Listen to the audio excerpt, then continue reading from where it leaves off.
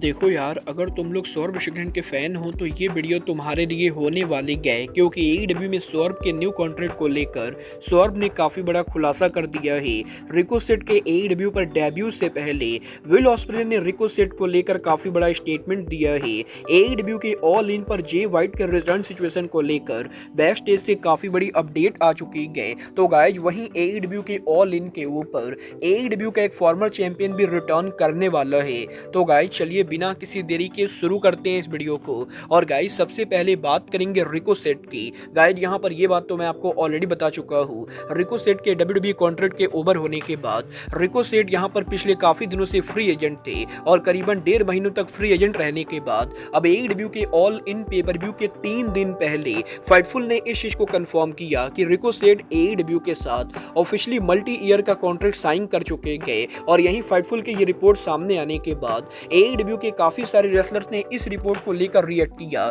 जहां पर don Kelly's social media के ऊपर डायरेक्टली यहां पर रिकोसेट को लेकर ट्वीट करते गए और डॉन केलिस इस चीज को टीज करते गए कि वो पॉसिबली रिकोसेट को अपने फैक्शन के अंदर लाएंगे। बट गाइस यहीं डॉन केलिस के बाद अब विल ऑस्प्रे के लेटेस्ट इंटरव्यू के ऊपर विल ऑस्प्रे ने रिकोसेट के पॉसिबल अराइवल को लेकर बात की, जहां पर विल ऑस्प्रे का ये कहना है कि ऑस्प्रे को सच में नहीं पता है कि एईडब्ल्यू कंपनी ने रिकोसेट को कॉन्ट्रैक्ट में साइन किया है या नहीं। बट गाइस यहाँ पर ऑस्प्रे डेफिनेटली ये बोलना चाहेंगे कि विल ऑस्प्रे को लगता है कि रिकोसेट को एईडब्ल्यू पर आना चाहिए, क्योंकि गाइस यहाँ पर विल ऑस्प्रे पर्सनली रिकोसेट को इस जनरेशन का ग्रेटेस्ट हाई फ्लायर मानते गए और रिकोसेट से बहुत सारे रेसलर्स को इंस्पिरेशन मिली गए। और ऑस्प्रे ये बिलीव करते गए कि पहले वो जिस कंपनी पर काम कर रहे थे उस कंपनी के ऊपर रिकोसेट को उनके फुल पोटेंशियल को यूज करने का मौका नहीं मिला। बट गाइस एईडब्ल्यू में क्योंकि रेसलर्स को फ्रीडम मिलती गए तो गाइस ऑस्प्रे ये बिलीव करते गए कि रिकोसेट का एईडब्ल्यू पर आना रिकोसेट के करियर का बेस्ट डिसीजन होने वाला है।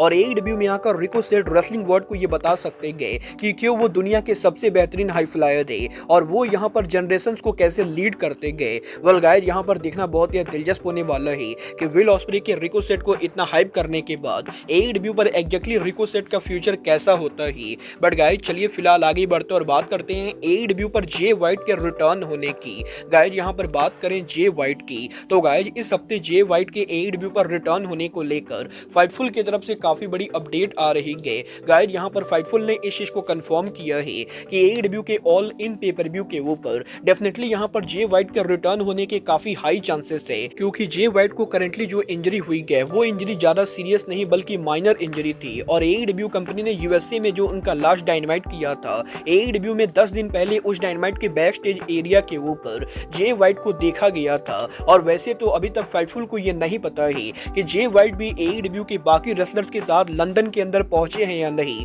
बट गाइस यहाँ पर इस चीज के काफी ज्यादा हाई चांसेस है कि जे वाइट एईडब्ल्यू के ऑल इन के ऊपर कैसीनो गॉगलेट के अंदर उनका शॉकिंग रिटर्न करेंगे। मतलब ये तो ऑल इन को देखकर ही पता चलेगा कि जे वाइट एग्जैक्टली उनका रिटर्न करते हैं या नहीं। बट गाइस यहाँ पर जे वाइट के अलावा एईडब्ल्यू कंपनी का एक और फॉर्मर चैंपियन एईडब्ल्यू के ऑल इन पर पोटेंशियल रिटर्न करने वाला है और ये चैंपियन और कोई नहीं बल्कि एईडब्ल्यू की फॉर्मर चैंपियन जूलिया हार्ट होंगी। गाइस यहाँ पर ये बात तो हम सभी लोगों को मालूम है, Julia heart broken foot injury की वजह से एईडब्ल्यू के शो पर काम नहीं कर रही गए और एईडब्ल्यू से लगातार गायब रहने के बाद अब एईडब्ल्यू के ऑल इन के 24 घंटे पहले जूलिया हार्ट ने सोशल मीडिया के ऊपर एरोप्लेन के अंदर से उनके पिक्चर को शेयर किया है। और जूलिया हार्ट यहाँ पर इस पिक्चर को शेयर करते हुए लंदन टैग करते गए और जूलिया हार्ट डायरेक्टली इंस्टाग्राम पर ये टीच कर रही गए कि वो यहाँ पर एईडब्ल्यू के ऑल इन पेपर व्यू के लिए लंदन के अंदर होने वाले गए। और अब ये देखना दिलचस्प होने वाला है कि जूलिया हार्ट अगर यहाँ पर वेम्बली स्टेडियम के अंदर होती गए